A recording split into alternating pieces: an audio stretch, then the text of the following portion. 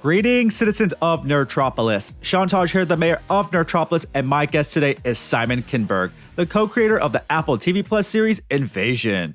Hey, man. Hey, Simon. It's really great to meet you. A longtime fan, I'm not going to lie. Thank you. I appreciate that. Yeah, first, thank you for Star Wars Rebels and those little movies featuring mutants. I just got to get that out of the way. You're welcome. I loved making all of them, especially Rebels, actually. So thanks. No, thank you. And Invasion, your series on Apple TV Plus, which is now on season 2, stands out to me as one of the most impressive sci-fi series I've watched to date. I love it that it offers a distinctive global viewpoint on alien invasions and the diverse characters, which I absolutely love.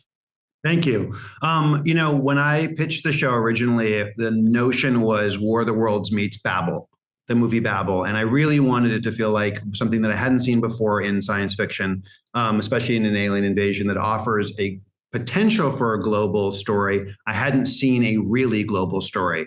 I'd seen American and British characters, maybe traipse around the world, but I hadn't seen it from the perspective of people who were citizens of those countries. And so it was really important to me to get as many diverse perspectives as I could, both in terms of gender and nationality and race and every kind of perspective you could get that would really feel as though we were seeing it from a ground level reality.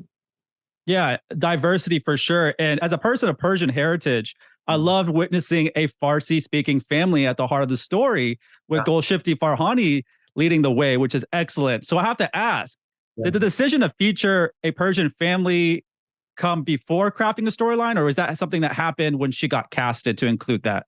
It happened. It was before we started crafting. I mean, it was while we were crafting the storyline. It was before she was cast.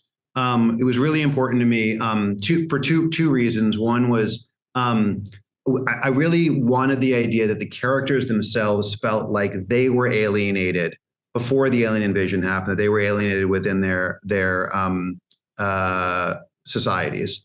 And the notion of a Persian family in a predominantly white, affluent suburb, to me, offered the opportunity for a lot of really interesting inner unspoken conflict that could break out. And I also did want to explore, the still latent and not even latent sort of Islamophobia around acts of terror around the world and the way that it would play out if there was an invasion that was a mysterious invasion. So that there was something very specific about that racially, but also just generally, I wanted to feel as though they were people who were alienated for being different ethnically.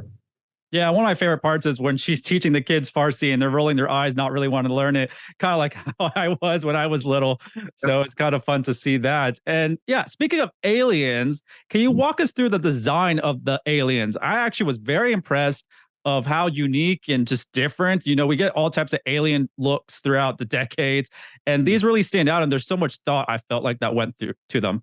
Yeah, thank you. I'm a huge fan of so many different every alien movie and even show, but especially movie imaginable. And Ridley's first Alien movie is like one of my top 10 of all time films.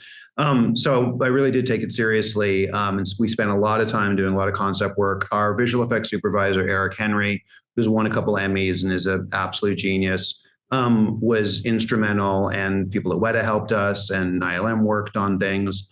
So we had the best in the world working on them. And I wanted to see them also evolve from season to season. And so I was really happy with what we were able to achieve in season 2, both in terms of the hunter-killer sort of new wave aliens and the entity that Mitski is coming into contact with in that ship in the Amazon.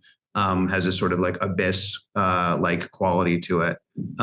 So yeah, I think the inspiration was everything in the world and wanting to create something new from all of the alien stories that had really inspired me to make the show. Yeah, fantastic show. And I wouldn't be the mayor of Nerdtropolis without asking you, how bonkers will Deadpool 3 be? I don't know. That's something you should definitely ask Ryan Reynolds if you had the chance. But what I know of Ryan is that nobody knows, loves, breathes Deadpool as a character other than better than him, with the probably possible tie of Rob Liefeld. But Ryan has taken it to a whole other level. And each of the films so far, from 1 to 2, I know Ryan wanted to create something new and fresh. And I'm sure he'll do the same with 3. It was great to talk to you. I'm looking for multiple seasons of Invasion. Keep them going. They're tons of fun. And it was a great pleasure to talk to you, Simon. And thanks, man. Once again, this is Sean Taj, the mayor of Nerdtropolis, and stay tuned for more movie news, reviews, interviews, and trailers.